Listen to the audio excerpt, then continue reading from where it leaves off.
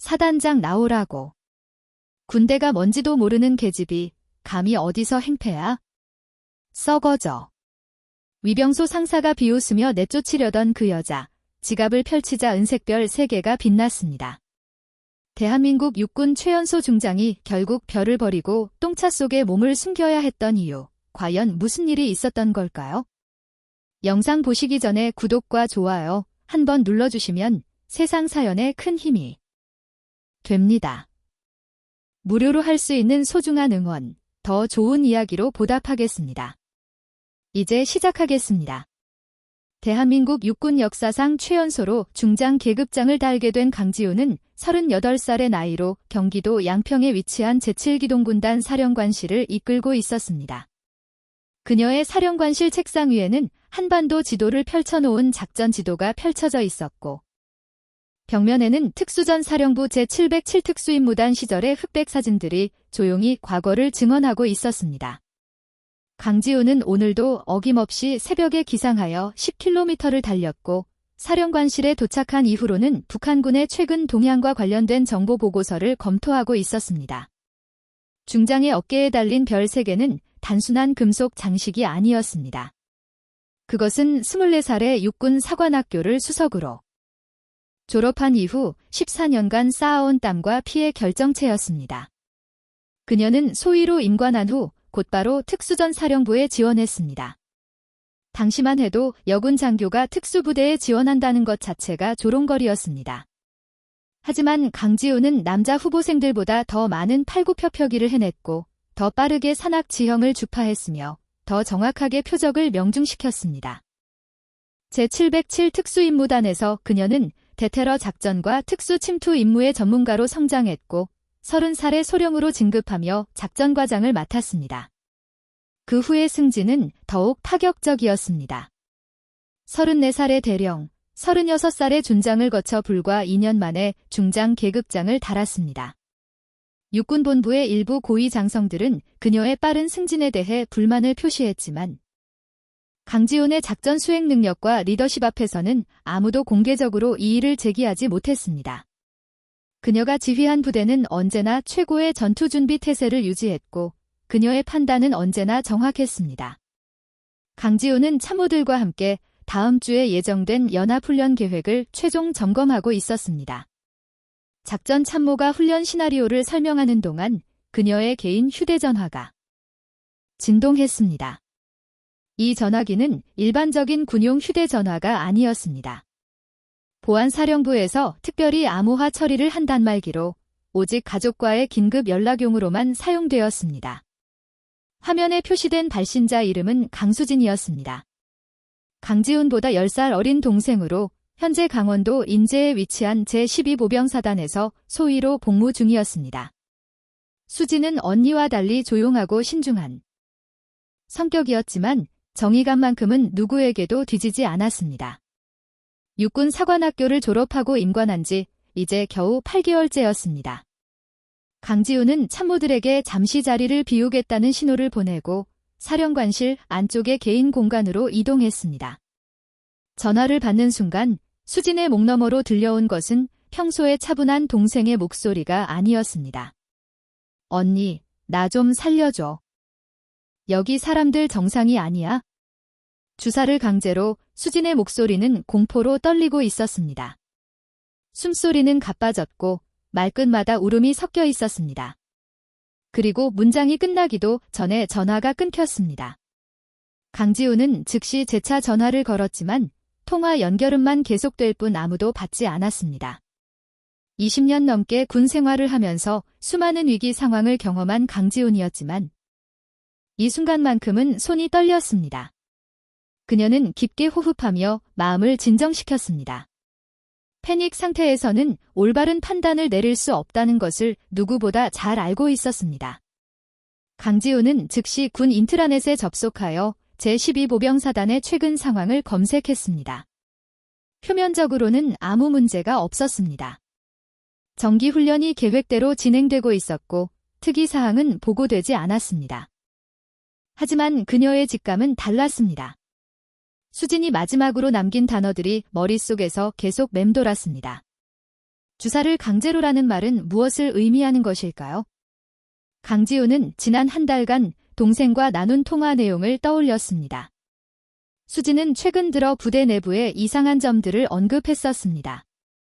군용 텐트와 피복의 품질이 규격에 맞지 않는다는 것, 보급품 수량이 장부와 일치하지 않는다는 것, 그리고 이를 지적했을 때 상급자들이 오히려 그녀를 압박했다는 것 등이었습니다. 당시 강지우는 동생에게 조심하라고 충고했습니다. 신임 소위가 부대 내부 문제에 깊이 관여하는 것은 위험할 수 있다고 말했습니다. 하지만 수지는 고집을 꺾지 않았습니다. 잘못된 것을 보고도 침묵하는 것은 군인의 자세가 아니라고 했습니다. 그 말에 강지훈은 더 이상 말리지 못했습니다. 왜냐하면 그것은 강지훈 자신이 평생 지켜온 신념이기도 했기 때문입니다. 이제 상황이 명확해졌습니다. 수진이 부대 방산 비리에 거대한 꼬리를 건드린 것입니다. 그리고 그 비리에 연루된 인물들이 그녀를 제거하려 하고 있었습니다. 강제로 주사를 놓는다는 것은 아마도 정신질환자로 조작하여 격리하려는 시도일 것입니다. 강지훈은 즉시 비서실로 전화를 걸었습니다. 대위, 오늘 오후 일정 전부 취소하게. 내일 오전 회의도 연기하고. 사령관님, 오늘 오후에 국방부 차관님과의 화상회의가 예정되어 있습니다. 국방부에 긴급한 개인 사정이 생겼다고 전하게. 내일 오전 9시로 일정 조율을 요청하고. 알겠습니다.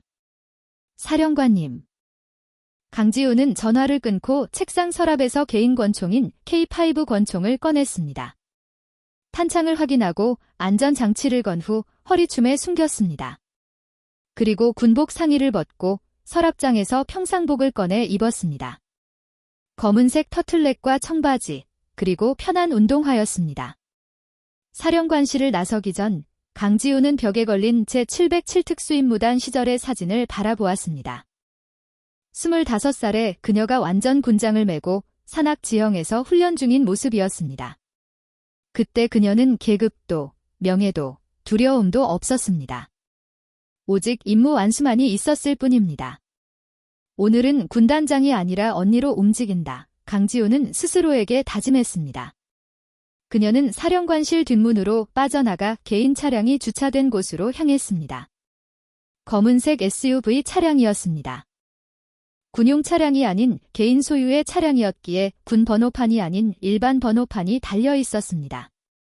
차량의 시동을 걸기 전 강지훈은 내비게이션의 목적지를 입력했습니다. 강원도 인제군 제12보병사단. 거리는 약 130km, 소요 시간은 약 2시간 30분이었습니다. 하지만 강지훈의 운전 실력이라면 그보다 훨씬 빨리 도착할 수 있을 것입니다. 차량이 군단 정문을 빠져나가는 동안 위병들은 경례를 붙였습니다.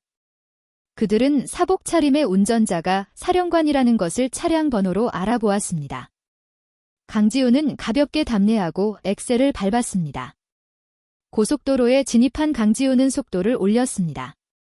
차창 밖으로 겨울 들판이 빠르게 지나갔습니다. 해는 이미 서쪽으로 기울기 시작했고 하늘에는 먹구름이 몰려오고 있었습니다. 마치 다가올 폭풍을 예고하는 것 같았습니다. 운전하는 동안 강지훈의 머릿속에는 수많은 시나리오가 그려졌습니다. 제12보병 사단장이 누구인지 확인했습니다. 조태식 소장이었습니다. 나이는 50대 중반, 육군사관학교 45기였습니다. 강지훈보다 20년 선배였습니다. 그는 주로 행정과 군수 분야에서 경력을 쌓아온 인물로 알려져 있었습니다. 전투부대 지휘 경험은 많지 않았습니다. 강지훈은 조태식이라는 인물에 대해 더 많은 정보를 떠올렸습니다. 육군 내부에서는 그가 방산업체들과 가까운 관계를 유지하고 있다는 소문이 있었습니다. 하지만 소문일 뿐 구체적인 증거는 없었습니다. 만약 수진이 그 증거를 찾아낸 것이라면 조태식으로서는 반드시 그녀를 제거해야 할 것입니다. 차량이 인제 방면으로 접어들면서 날씨가 급격히 나빠지기 시작했습니다. 눈발이 날리기 시작했고 도로는 점점 미끄러워졌습니다.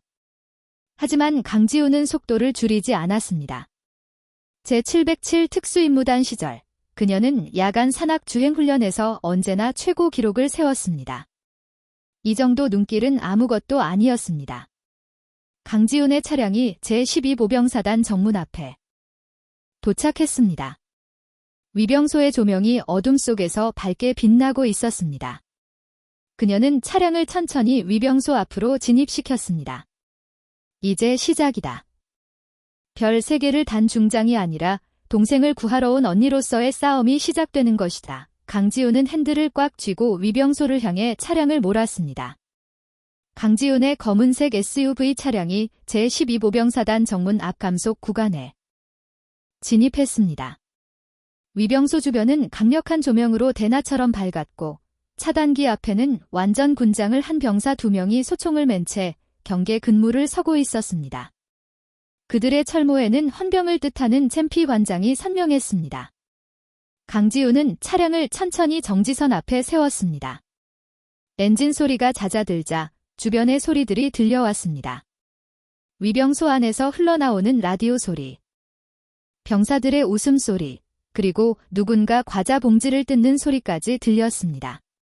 긴장감이라곤 찾아볼 수 없는 분위기였습니다. 위병소 안에서 한 명의 부사관이 느릿느릿 걸어 나왔습니다. 계급장을 보니 상사였습니다. 그의 이름표에는 박진수라고 적혀 있었습니다. 위병조장인 듯 했습니다. 박 상사는 입에 껌을 씹으면서 한 손을 바지 주머니에 넣은 채 다가왔습니다. 군인이라기보다는 동네 건달 같은 걸음걸이였습니다. 박 상사는 차량 옆에 서서 운전석 창문을 손가락으로 두드렸습니다. 강지훈이 창문을 내리자 그는 고개를 차 안으로 들이밀며 안을 훑었습니다. 담배와 커피가 섞인 냄새가 났습니다. 여기 군사지역인 거 모르세요? 차 돌리세요. 박 상사의 말투에는 존댓말의 형식만 있을 뿐 존중은 전혀 없었습니다. 강지훈은 감정을 드러내지 않고 차분하게 대답했습니다. 면회 왔습니다. 강수진 소위를 만나러 왔습니다. 면회 시간 끝났어요. 오후 5시까지인데 지금 몇 시인지 알아요. 박 상사는 손목 시계를 과장되게 쳐다보며 말했습니다. 시계는 저녁 6시를 가리키고 있었습니다. 강지훈은 이미 그 사실을 알고 있었지만 물러설 수 없었습니다. 긴급한 일입니다. 통과시켜 주십시오. 긴급하면 뭐 해요? 규정이 규정인데 내일 모레에 다시 오세요. 박 상사는 껌을 씹으며 무심하게 손을 흔들었습니다. 강지훈은 핸들을 잡은 손에 힘을 주었습니다. 평소 같으면 규정을 따랐을 것입니다. 하지만 지금은 동생의 생명이 위험한 상황이었습니다. 강수진 소위가 위험합니다. 사단장을 만나게 해주십시오. 강지훈의 목소리가 한층 낮아졌습니다. 이것은 제707 특수임무단 시절 작전 브리핑을 할 때의 목소리였습니다. 명령을 내리는 사람의 목소리였습니다. 하지만 박 상사는 그 의미를 알아듣지 못했습니다. 박 상사는 갑자기 크게 웃기 시작했습니다. 그는 위병소 안으로 고개를 돌려 안에 있는 병사들에게 소리쳤습니다. 얘야, 너희들 이것 좀 봐라. 여기 웃긴 사람이 있다. 위병소 안에서 병사 3명이 고개를 내밀었습니다. 그들의 얼굴에는 호기심과 조롱이 섞여 있었습니다. 박 상사는 다시 강지훈 쪽으로 몸을 돌리며 비웃듯이 말했습니다. 사단장을 만나게 해달라고요? 아줌마, 사단장님이 당신 옆집 오빠예요. 전화 한 통이면 만날 수 있는 친구예요. 그의 목소리는 점점 커졌습니다. 주변 병사들도 킥득거리기 시작했습니다. 박 상사는 강지훈의 복장을 위아래로 훑어보며 계속 말을 이었습니다. 딱 봐도 군대 근처도 안 가본 것 같은데 여기가 어디인 줄 알고 함부로 들어오려고 해요. 여기는 대한민국 육군 사단이에요. 사단. 강지훈은 깊게 숨을 들이마셨습니다. 참을성의 한계가 다가오고 있었습니다. 하지만 아직은 참아야 했습니다. 불필요한 충돌은 동생을 구하는 데 도움이 되지 않습니다. 제발 부탁드립니다. 정말 긴급한 상황입니다. 긴급하면 경찰서 가세요. 여기는 민원 처리하는 곳 아니에요. 박상사는 이제 완전히 짜증이 난 표정이었습니다. 그는 차량 본넷을 손바닥으로 쳤습니다. 영업방해로 경찰 부르기 전에 빨리 차 돌리세요. 안 그러면 진짜 곤란해질 거예요. 바로 그 순간이었습니다. 강지훈의 인내심이 한계에 도달했습니다. 그녀는 차문을 열고 밖으로 나왔습니다. 165cm의 키는 박상사보다 작았지만 그녀가 차에서 내리는 순간의 기세는 누구도 무시할 수 없었습니다. 박상사는 예상치 못한 상황에 당황했습니다. 그는 뒤로 한 걸음 물러서며 말했습니다. 뭐 하는 거예요? 지금 나한테 덤빌 생각이에요? 강지훈은 대답하지 않았습니다. 그녀는 재빠르게 박상사의 전방으로 다가가 그의 군복 멱살을 움켜잡았습니다. 제707 특수임무단에서 배운 근접 전투 기술이었습니다. 박상사는 미처 반응하지 못했습니다. 이 여자가 지금 뭐 하는 거야? 박상사가 소리치자 위병소 안에 있던 병사들이 우르르 밖으로 나왔습니다. 그들은 소총에 손을 올렸지만 어떻게 해야 할지 몰라 망설였습니다. 민간인으로 보이는 여성이 위병조장을 붙잡고 있는 상황은 그들의 매뉴얼에 없었습니다. 강지훈은 여전히 박상사의 멱살을 잡은 채 오른손으로 청바지 뒷주머니에서 지갑을 꺼냈습니다. 검은색 가죽 지갑이었습니다. 그녀는 천천히 지갑을 펼쳤습니다. 지갑 안쪽에는 투명한 비닐 케이스가 있었고 그 안에 신분증이 들어 있었습니다. 하지만 그것은 일반적인 주민등록증이나 군인 신분증이 아니었습니다. 검은 바탕에 금색 글씨로 대한민국 육군이라고 새겨진 특수 신분증이었고 사진 옆에는 은색 별 3개가 박혀 있었습니다. 중장 계급장이었습니다. 박상사의 얼굴이 순식간에 창백해졌습니다. 그의 입에서 씹던 껌이 떨어졌습니다. 주변의 병사들도 그 계급장을 보고 일제히 입을 다물었습니다. 라디오 소리만이 정적을 깨고 있었습니다. 강지훈은 신분증을 박상사의 눈앞에 바짝 들이밀며 낮은 목소리로 말했습니다. 내 눈에는 이 별 3개가 장난감으로 보이느냐? 박상사는 말을 잃어버리고 입만 벙긋거렸습니다.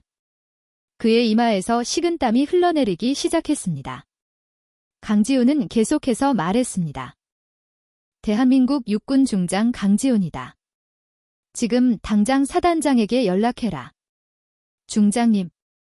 죄송합니다. 박상사는 그제야 정신을 차리고 경례 자세를 취하려 했습니다. 하지만 강지훈이 여전히 그의 멱살을 잡고 있어서 제대로 된 경례가 나오지 않았습니다. 주변의 병사들은 이미 차렷 자세로 굳어 있었습니다. 강지훈은 박상사의 멱살에서 손을 놓았습니다. 박상사는 비틀거리며 뒤로 물러섰고 급히 허리를 구부려 경례를 올렸습니다. 죄송합니다. 중장님. 몰라 뵙고 무례를 범했습니다. 사과는 나중에 받겠다. 지금 당장 사단장에게 연락해라. 예. 즉시 연락하겠습니다. 박상사는 비틀거리며 위병소 안으로 뛰어 들어갔습니다. 그는 떨리는 손으로 전화기를 들어 사단본부에 전화를 걸었습니다. 강지훈은 차량으로 돌아가 운전석에 다시 앉았습니다. 그녀는 백미러를 통해 위병소의 상황을 지켜보았습니다. 병사들은 여전히 차렷 자세로 서 있었습니다. 그들은 서로 눈빛을 교환하며 무언가 속삭였지만 감히 큰 소리로 말하지 못했습니다. 이들은 평생 중장을 직접 본 적이 없었을 것입니다. 사단급 부대에서 근무하는 병사들도 보통은 사단장인 소장까지만 볼 수 있었습니다. 중장은 군단급 이상의 지휘관이었고 전국에 몇 남지 않은 고위 장성이었습니다. 잠시 후 박상사가 위병소 밖으로 나왔습니다. 그의 얼굴은 여전히 창백했지만 조금 전보다는 진정된 모습이었습니다. 중장님, 사단장님께서 곧 도착하신다고 하셨습니다. 잠시만 기다려 주십시오. 차단기를 올려라. 사단 의무대로 갈 것이다. 하지만 사단장님께서 여기서 기다리라고 강지훈은 박상사를 매서운 눈빛으로 쳐다보았습니다. 더 이상의 말은 필요 없었습니다. 박상사는 황급히 위병소로 들어가 차단기 버튼을 눌렀습니다. 빨간 줄무늬의 차단기가 천천히 위로 올라갔습니다. 강지훈은 엑셀을 밟았습니다. 차량이 위병소를 지나 사단 내부로 진입했습니다. 도로 양옆으로 막사들이 늘어서 있었고 멀리 사단 본부 건물의 불빛이 보였습니다. 하지만 강지훈이 향한 곳은 본부가 아니라 사단 의무대였습니다. 백미러를 통해 위병소가 점점 멀어지는 것이 보였습니다. 박상사와 병사들은 여전히 차렷 자세로 서서 차량이 사라지는 것을 지켜보고 있었습니다. 그들은 오늘 밤 자신들이 얼마나 큰 실수를 저질렀는지 아직 완전히 깨닫지 못하고 있었습니다. 강지훈의 손은 여전히 핸들을 꽉 쥐고 있었습니다. 위병소에서의 충돌은 시작에 불과했습니다. 진짜 싸움은 이제부터였습니다. 사단 의무대에서 동생을 찾아내고 그녀를 이 지경으로 만든 자들과 대면해야 했습니다. 차량은 어둠 속에서 하얀 십자가 표시가 있는 건물을 향해 달려갔습니다. 의무대였습니다. 그리고 그곳에서 강지훈은 상상했던 것보다 훨씬 더 끔찍한 진실과 마주하게 될 것입니다.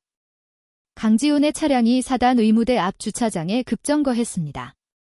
흰색 십자가가 그려진 3층 건물이 야간 조명을 받아 창백하게 빛나고 있었습니다. 건물 2층 일부 창문에는 철창이 설치되어 있었습니다. 정신과 병동이었습니다. 강지훈이 차에서 내리자마자 의무대 현관문이 열리며 여러 명의 인물들이 나왔습니다. 맨 앞에 선 사람은 어깨에 별 2개를 단 소장이었습니다.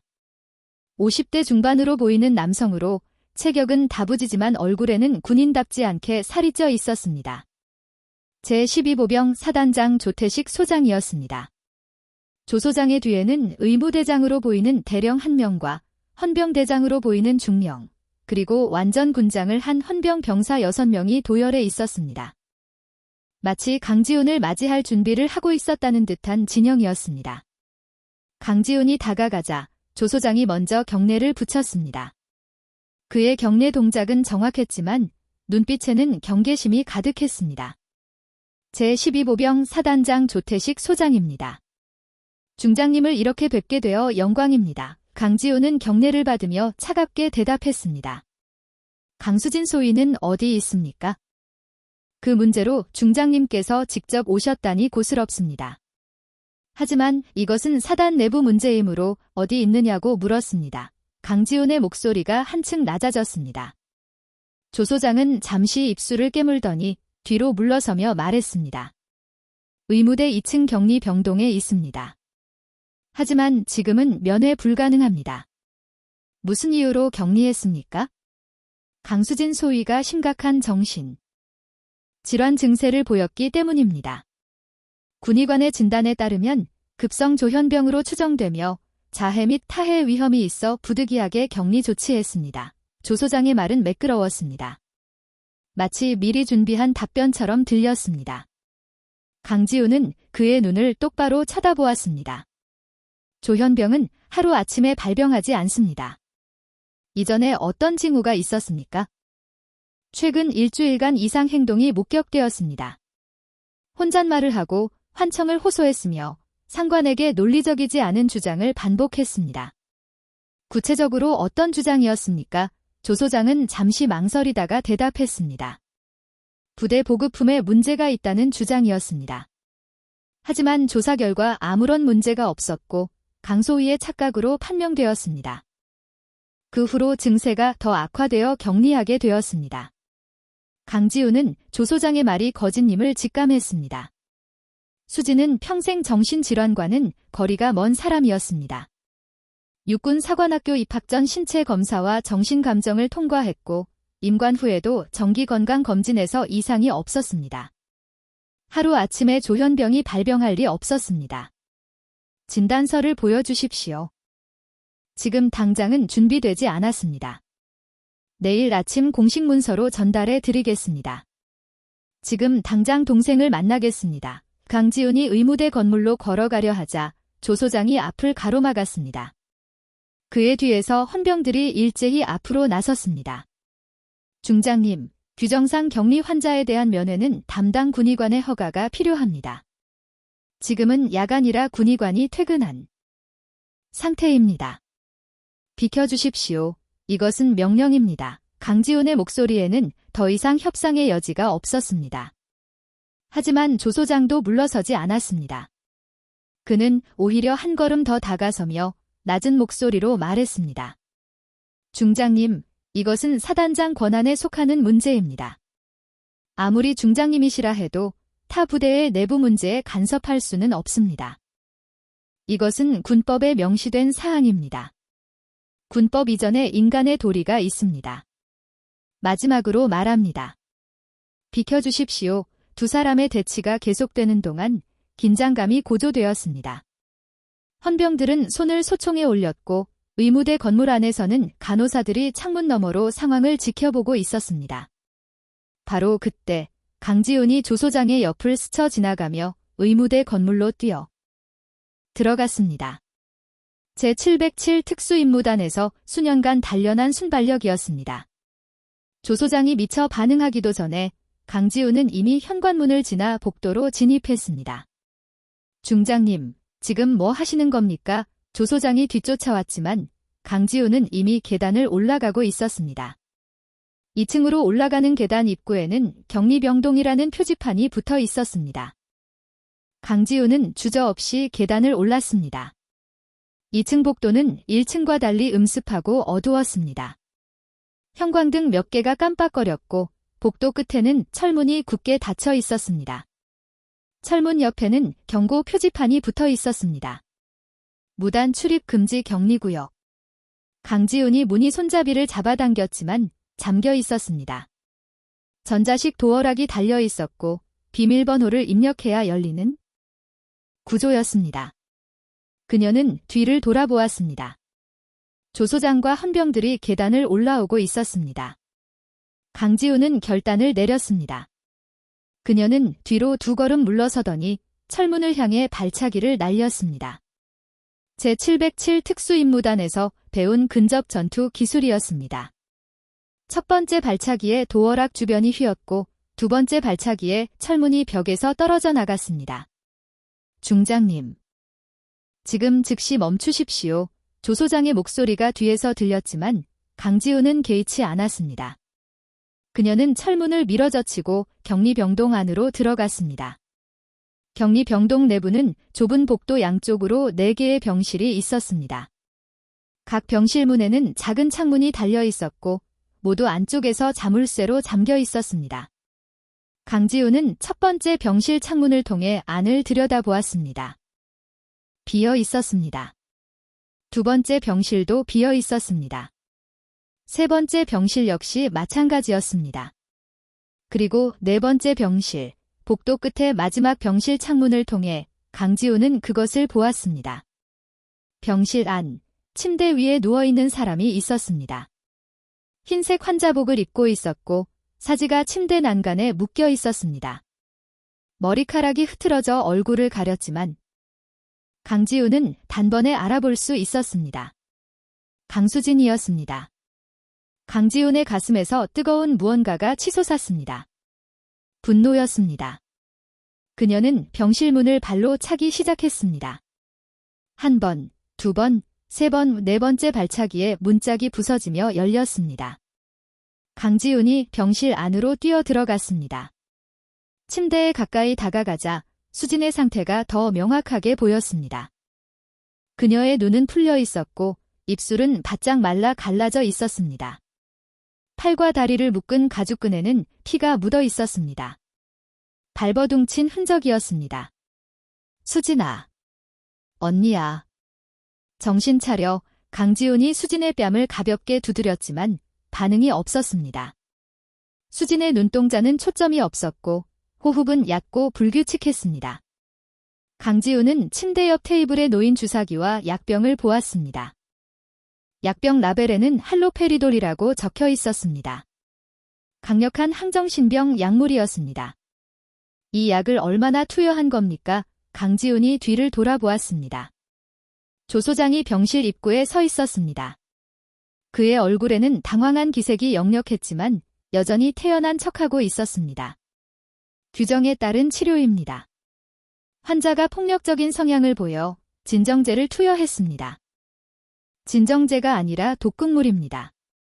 건강한 사람에게 이런 약을 과다 투여하면 어떻게 되는지 당신도 알 텐데요. 강지훈은 수진의 팔을 묶은 가죽끈을 풀기 시작했습니다. 조 소장이 한 걸음 앞으로 나서며 말했습니다. 중장님, 지금 당장 그만두십시오. 당신은 지금 군법을 위반하고 있습니다. 군법을 위반한 것은 당신입니다. 건강한 장교를 정신병자로 조작하고 불법으로 감금하고 약물을 투여했습니다. 이것은 명백한 범죄입니다. 증거가 있습니까? 모든 것은 정당한 의료 절차에 따라 이루어졌습니다. 진단서도 있고 치료 기록도 있습니다. 조 소장의 목소리에는 자신감이 묻어났습니다. 그는 이미 모든 서류를 조작해 놓았을 것입니다. 강지훈은 분노를 억누르며 수진의 나머지 팔다리를 풀었습니다. 조 소장은 뒷걸음질 치며 복도로 나갔습니다. 그리고 주머니에서 휴대전화를 꺼내 누군가에게 전화를 걸었습니다. 강지훈은 그가 누구에게 전화하는지 들을 수 있었습니다. 예, 장관님. 제12보병 사단장 조태식입니다. 긴급히 보고드릴 사항이 있습니다. 국방부 장관이었습니다. 조 소장은 전화기에 대고 빠르게 말하기 시작했습니다. 제7기동군 단장 강지훈 중장이 무장 상태로 우리 사단에 불법 침입했습니다. 의무대 시설을 파손하고 격리 환자를 강제로 데려가려 하고 있습니다. 사단 내에 큰 혼란이 발생했습니다. 강지훈은 조 소장이 거짓 보고를 올리는 것을 들었지만 막을 수 없었습니다. 지금 가장 중요한 것은 수진을 이곳에서 빼내는 것이었습니다. 예, 장관님. 현재 헌병대가 대응 중이지만 상황이 통제되지 않고 있습니다. 긴급 조치가 필요합니다. 전화가 끊어졌습니다. 조 소장은 만족스러운 표정으로 강지훈을 바라보았습니다.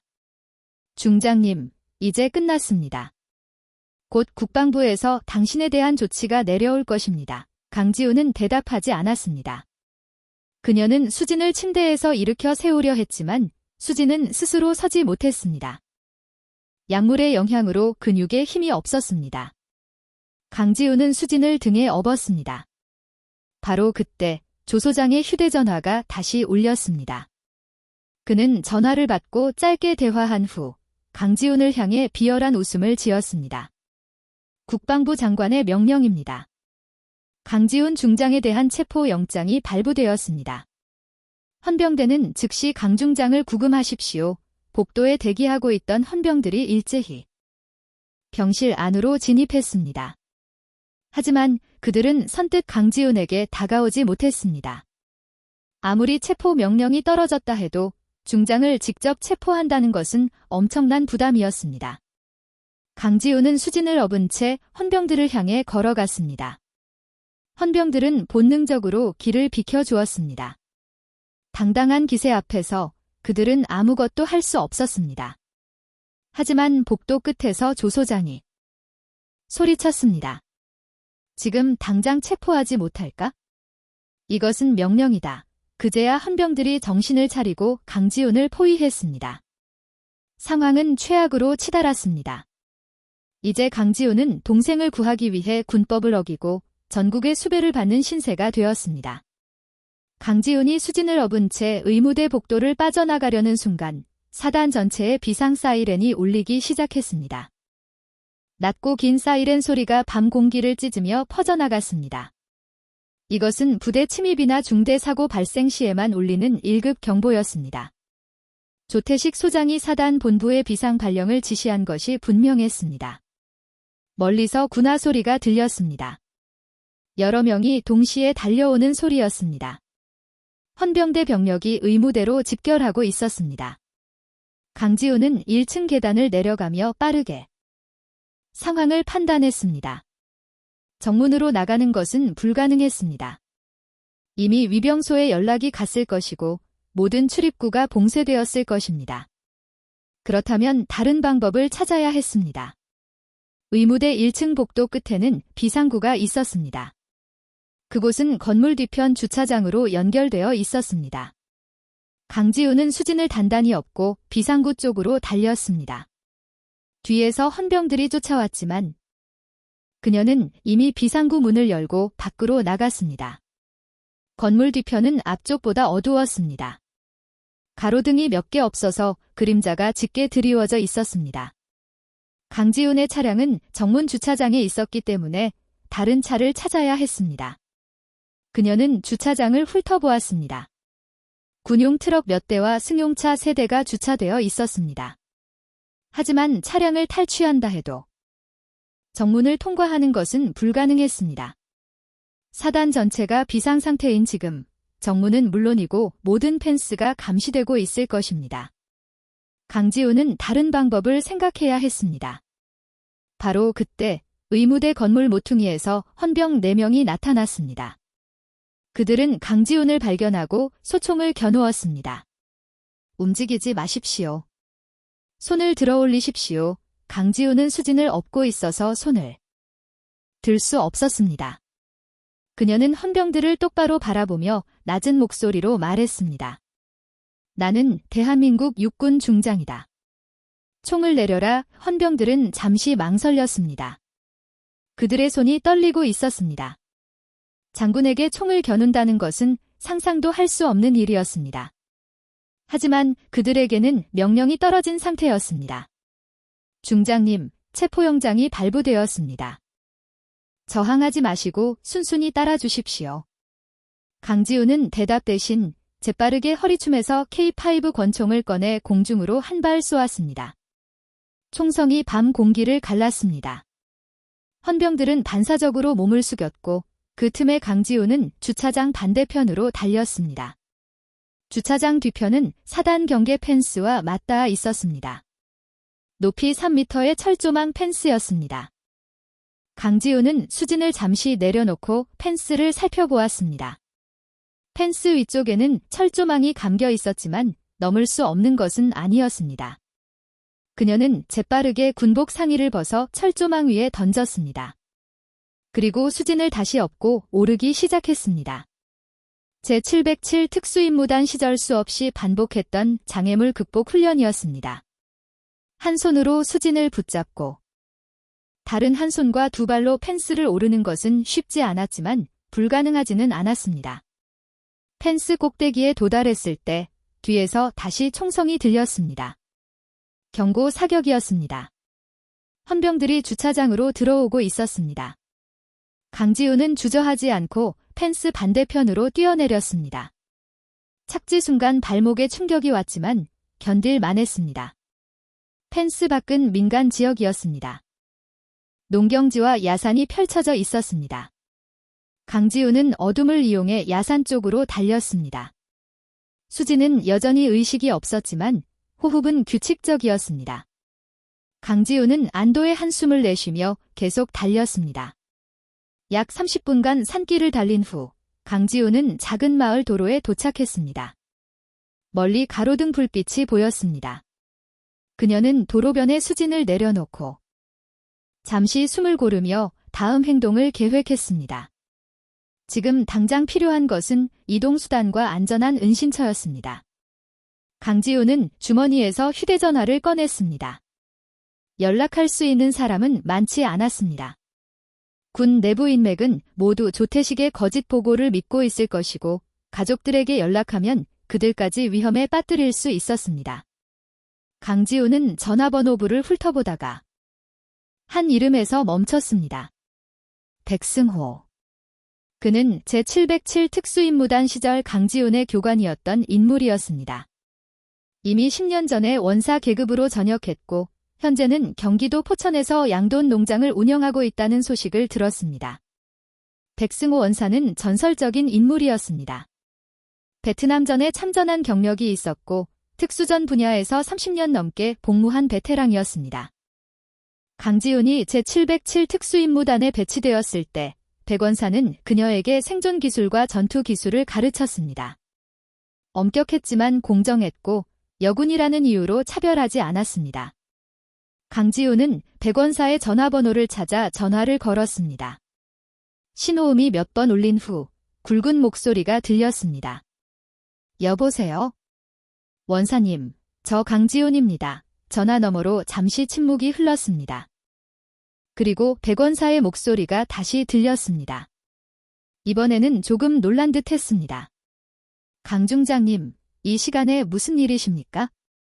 원사님, 제가 지금 큰 곤경에 처했습니다. 도와주실 수 있으십니까? 무슨 일인지 말씀해 보십시오. 강지훈은 간략하게 상황을 설명했습니다. 동생이 방산비리를 발견했고 사단장이 그녀를 정신병자로 조작해 격리했다는 것. 자신이 동생을 구출했지만 체포영장이 발부되었다는 것까지 모두 말했습니다. 백원사는 조용히 듣고 있다가 말했습니다. 지금 어디 계십니까? 강원도 인제에서 남쪽으로 약 10km 떨어진 곳입니다. 알겠습니다. 제가 지금 바로 갈 수는 없습니다. 하지만 제 조카가 인제에서 화물차를 운전합니다. 그 친구에게 연락해서 데리러 가게 하겠습니다. 위치를 문자로 보내주십시오. 정말 감사합니다. 원사님. 중장님, 저를 믿고 연락해 주셔서 감사합니다. 저는 중장님이 그런 분이 아니라는 것을 압니다. 꼭 진실이 밝혀질 것입니다. 전화가 끊어졌습니다. 강지훈은 현재 위치를 문자로 보내고 도로변에 앉아 기다렸습니다. 수진은 여전히 잠들어 있었습니다. 강지훈은 수진의 맥박을 확인했습니다. 조금 느렸지만 안정적이었습니다. 약 40분 후 작은 화물차 한 대가 도로를 따라 다가왔습니다. 차량이 강지훈 앞에 멈춰섰고 30대 초반으로 보이는 남성이 내렸습니다. 강 중장님이십니까? 저는 백승호 원사님의 조카 백민준입니다. 도와주셔서 감사합니다. 백민준은 수진을 화물차 뒷좌석에 조심스럽게 눕혔고 강지훈은 조수석에 탔습니다. 차량이 출발하자 백민준이 물었습니다. 어디로 가시겠습니까? 포천에 있는 백승호 원사님 댁으로 가주십시오. 차량은 어둠 속을 달렸습니다. 도중에 검문소 2곳을 통과했지만 민간 화물차였기 때문에 간단한 확인만 받고 통과할 수 있었습니다. 아직 강지훈의 인상착의가 전국에 배포되지 않은 것 같았습니다. 새벽 2시경. 차량이 포천의 한 양돈 농장 앞에 도착했습니다. 농장 입구에는 백승호 원사가 기다리고 있었습니다. 60대 중반의 나이였지만 여전히 군인처럼 꼿꼿한 자세였습니다. 그의 머리는 백발이 되었지만 눈빛만큼은 여전히 날카로웠습니다. 중장님, 오시느라 고생하셨습니다. 백원사가 경례를 붙이자 강지훈도 경례로 답했습니다. 백원사는 차량 뒷좌석의 수진을 보고 표정이 굳어졌습니다. 이 아이가 동생분이십니까? 예, 원사님, 약물을 과다 투여받아서 의식이 없습니다. 백원사는 수진을 직접 안아올려 농장 안쪽 객실로 옮겼습니다. 그리고 구급 상자를 가져와 수진의 상태를 확인했습니다. 그는 베트남전 당시 위생병 훈련을 받은 경험이 있었습니다. 생명에는 지장이 없습니다. 약물이 체내에서 빠져나가면 깨어날 것입니다. 하지만 병원에 가는 것이 좋겠습니다. 지금은 병원에 갈 수 없습니다. 제가 수배 중입니다. 백원사는 고개를 끄덕였습니다. 그는 거실로 가서 텔레비전을 켰습니다. 심야 뉴스가 나오고 있었고 속보 자막이 화면 아래를 지나갔습니다. 제7기동군 단장 강지훈 중장, 제12보병사단 침입 및 시설 파손 혐의로 수배 뉴스 앵커가 말했습니다. 국방부는 오늘 밤 강지훈 중장이 제12보병사단의 무단으로 침입하여 의무대 시설을 파손하고 격리 치료 중이던 환자를 강제로 탈취했다고 발표했습니다. 국방부는 강 중장에 대한 체포영장을 발부했으며 현재 소재를 파악 중이라고 밝혔습니다. 화면에는 강지훈의 군복 차림 사진이 나왔습니다. 작년 진급식 때 찍은 사진이었습니다. 백원사가 텔레비전을 끄고 강지훈을 바라보았습니다. 중장님, 이제 어떻게 하실 생각이십니까? 서울로 가야 합니다. 국방부에서 진실을 밝혀야 합니다. 하지만 지금 전국에 수배령이 내려진 상태입니다. 서울까지 가는 길목마다 검문이 있을 것입니다. 알고 있습니다. 하지만 다른 방법이 없습니다. 백원사는 잠시 생각하더니 말했습니다. 한 가지 방법이 있습니다. 하지만 중장님께서 받아들이시기 어려울 수 있습니다. 말씀해 주십시오. 백원사는 창밖을 가리켰습니다. 농장 뒤편에 큰 탱크로리 차량이 주차되어 있었습니다. 분뇨를 운반하는 차량이었습니다. 내일 아침 저 차량이 서울로 분뇨를 운반하러 갑니다. 저 차량의 뒷부분에는 비밀 공간이 있습니다. 옛날 밀수꾼들이 사용하던. 그는 중장이 거절할 것이라고 예상했던 것 같았습니다. 중장님, 정말 괜찮으시겠습니까? 그곳은 분뇨로 가득합니다. 냄새도 지독하고 비좁습니다. 괜찮습니다. 원사님. 제707 특수임무단 시절 원사님께서 가르쳐 주셨습니다.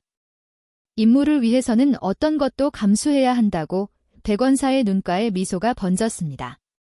중장님은 역시 제가 가르친 최고의 대원이었습니다. 다음 날 새벽 5시 백원사는 탱크로리 차량의 뒷부분을 열었습니다. 차량 내부는 분뇨로 가득 차 있었고 지독한 악취가 풍겼습니다. 하지만 탱크 뒷벽 뒤편에는 얇은 철판으로 만들어진 비밀 공간이 있었습니다. 높이 1m, 폭 2m 정도의 좁은 공간이었습니다. 강지우는 수진을 안고 그 공간 안으로 들어갔습니다. 백원사가 철판을 닫기 전에 말했습니다. 운전기사는 제 친구입니다. 신뢰할 수 있는 사람입니다.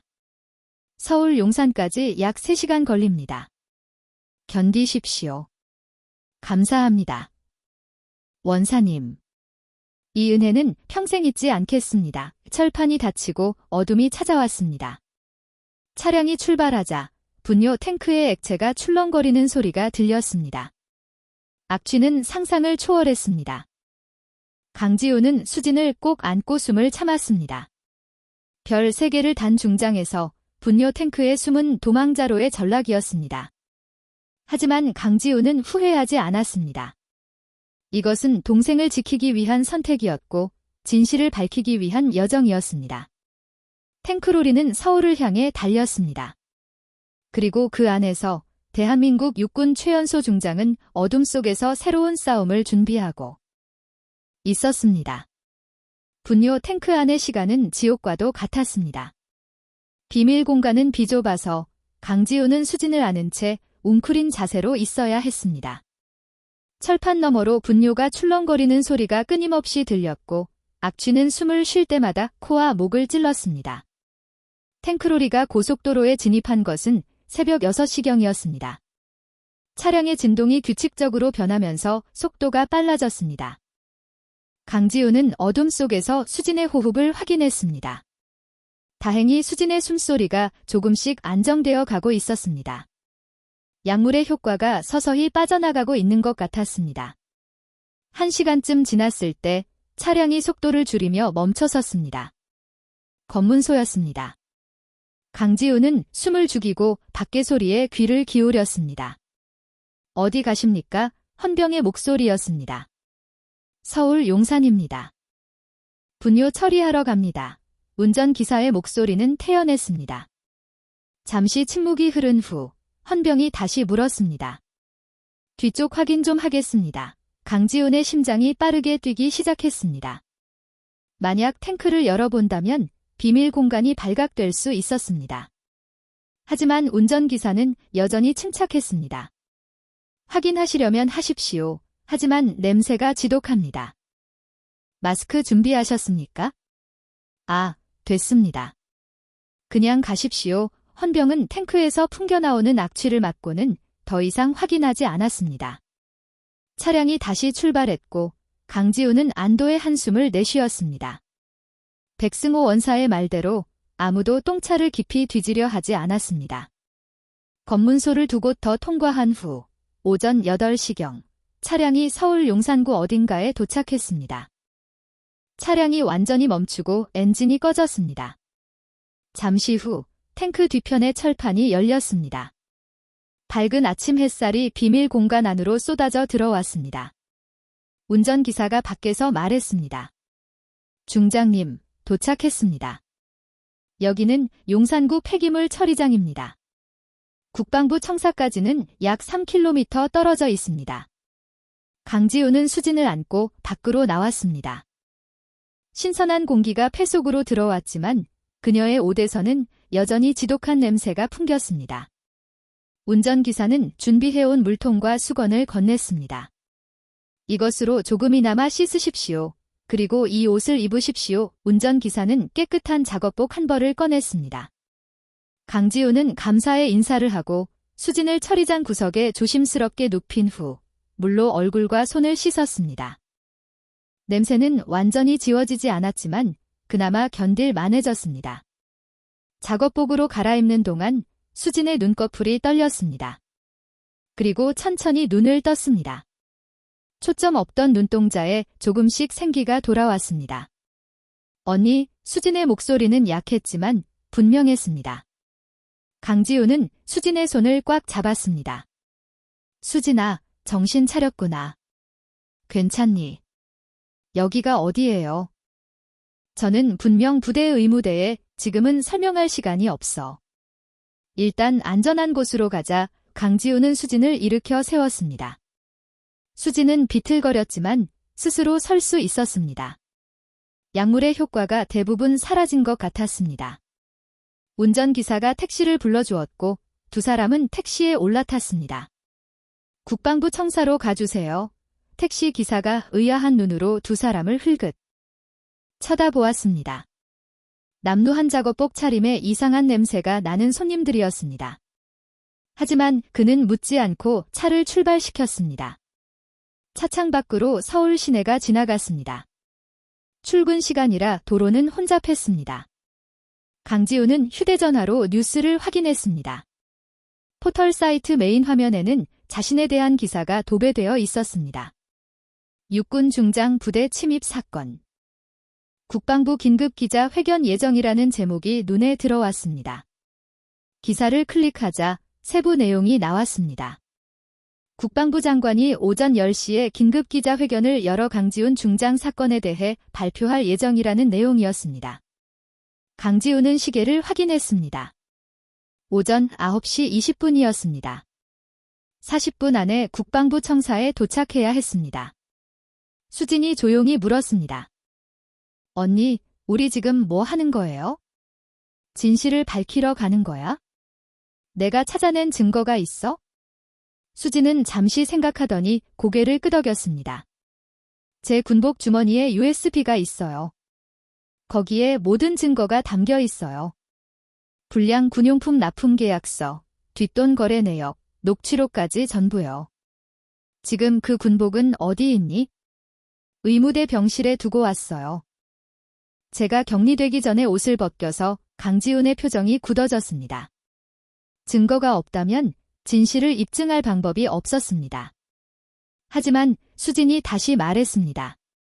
하지만 저는 모든 파일을 클라우드에도 백업했어요. 제 개인 이메일 계정으로 접속하면 다운로드 받을 수 있어요. 강지훈은 안도의 한숨을 내쉬었습니다. 수진은 역시 신중한 사람이었습니다. 증거를 한 곳에만 보관하지 않고 백업해 둔 것입니다. 택시가 국방부 청사 앞에 도착했습니다. 청사 정문 앞은 이미 수십 대의 방송 카메라와 기자들로 가득했습니다. 긴급 기자회견을 취재하러 온 언론들이었습니다. 경찰 버스 여러 대가 청사 주변을 둘러싸고 있었고 헌병들이 삼엄하게 경비를 서고 있었습니다. 강지훈은 택시에서 내려 청사를 바라보았습니다. 육중한 회색 건물이었습니다. 저 안에서 지금 자신을 반역자로 몰아세우는 기자회견 준비가 진행되고 있을 것입니다. 수진도 택시에서 내렸습니다. 언니, 계획이 뭐예요? 저 안으로 들어가서 기자회견장을 찾는 거야?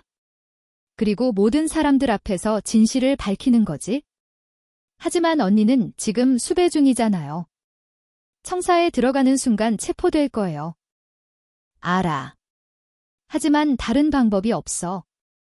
강지훈은 청사 정문을 향해 걸어갔습니다. 수진이 그녀의 뒤를 따랐습니다. 정문 앞에는 헌병 4명이 경비를 서고 있었습니다. 그들은 남루한 작업복 차림의 여성 2명이 다가오는 것을 보고 경계하는 표정을 지었습니다.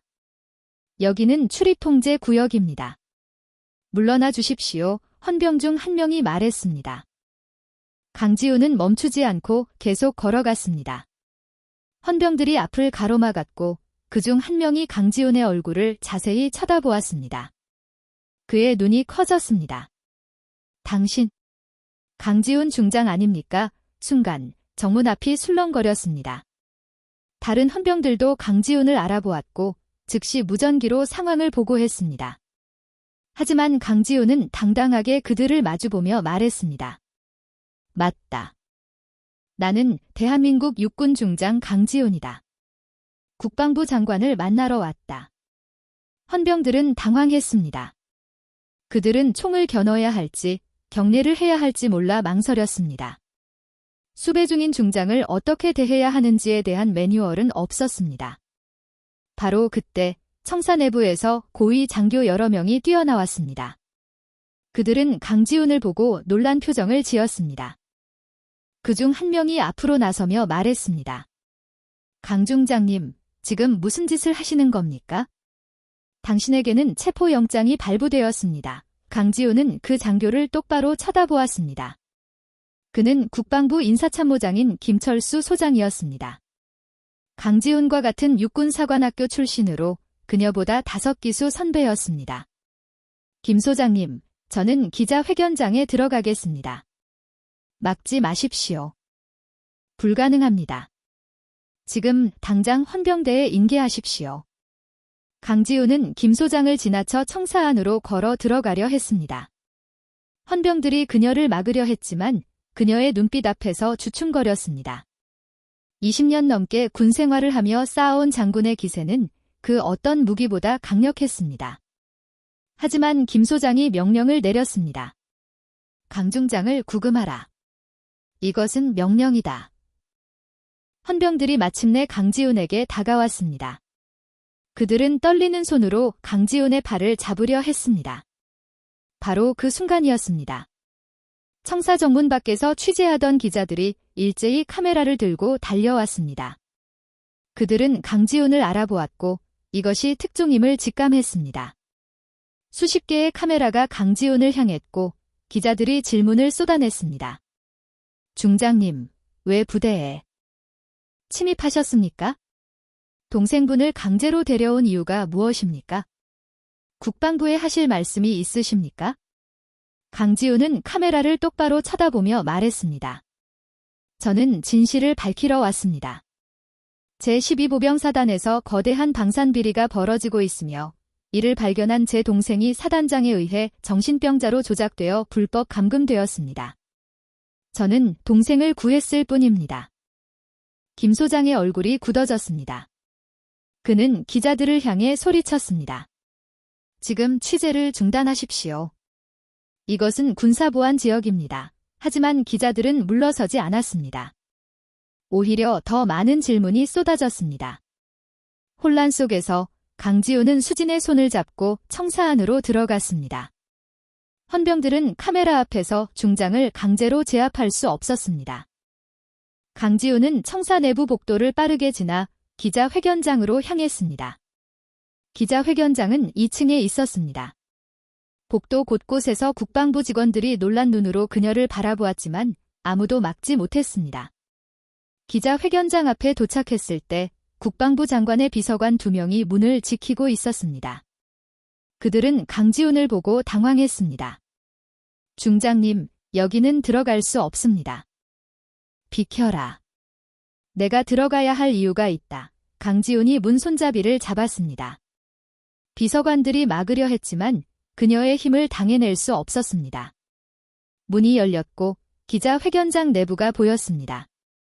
단상 위에는 국방부 장관이 서 있었고 그 옆에는 조태식 소장이 서 있었습니다. 객석에는 수십 명의 기자들이 앉아 있었습니다. 모든 사람의 시선이 일제히 문 쪽으로 향했습니다. 강지훈이 기자회견장 안으로 걸어 들어갔습니다. 그녀의 작업복에서는 여전히 희미한 악취가 풍겼지만 그녀의 눈빛은 그 어느 때보다 맑았습니다. 장관의 얼굴이 창백해졌고 조태식 소장은 뒤로 물러섰습니다. 강 중장, 지금 당장 나가시오. 장관이 소리쳤지만 강지훈은 단상으로 걸어갔습니다.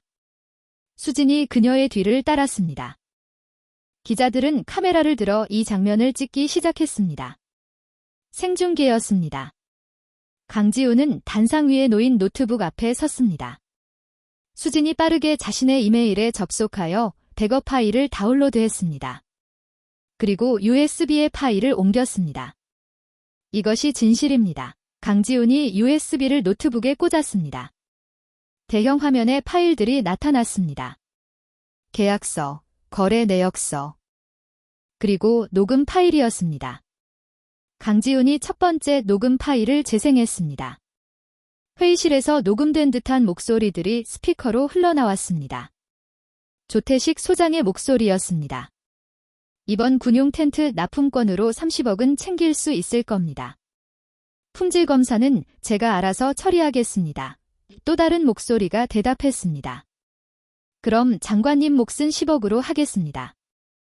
나머지는 소장님과 업체가 나누시고요. 기자회견장이 순식간에 소란스러워졌습니다. 기자들이 일제히 질문을 던지기 시작했고 카메라 플래시가 터졌습니다. 국방부 장관은 말문이 막혔고 조태식 소장은 단상에서 도망치려 했습니다. 하지만 이미 기자회견장 입구에는 군 검찰단과 헌병들이 대기하고 있었습니다. 그들은 녹음 파일을 듣고 즉각 움직인 것입니다. 국방부 장관과 조태식 소장을 배임수재 및 직권남용 혐의로 긴급 체포합니다. 군검찰단장이 선언했습니다. 헌병들이 수갑을 채우려 다가왔고 장관과 조 소장은 저항하지 못했습니다. 모든 것이 생중계되고 있었습니다. 강지훈은 단상에서 카메라를 향해 말했습니다. 저는 오늘 동생을 구했고 진실을 밝혔습니다. 하지만 그 과정에서 군법을 위반했습니다. 이에 대한 책임을 지겠습니다. 그녀는 어깨에서 보이지 않는 계급장을 떼어내는 동작을 했습니다. 상징적인 행동이었습니다.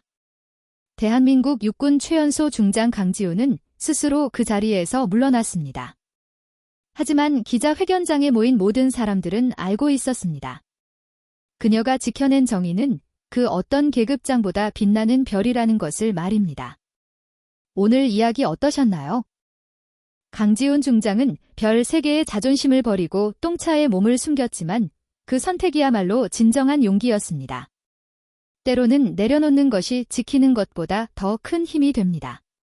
권력 앞에서 침묵하지 않고 가족을 위해 모든 것을 걸며 정의를 위해 자신의 지위마저 포기할 수 있는 사람. 그런 사람이 진정한 영웅이 아닐까요? 오늘 하루도 여러분 곁에 있는 소중한 사람들을 지키는 작은 용기를 내시길 바랍니다. 지금까지 오디오북 이야기였습니다. 감사합니다. 영상이 재미있으셨다면 구독과 좋아요, 댓글까지 부탁드리고 오늘도 건강하고 행복한 하루 되시길.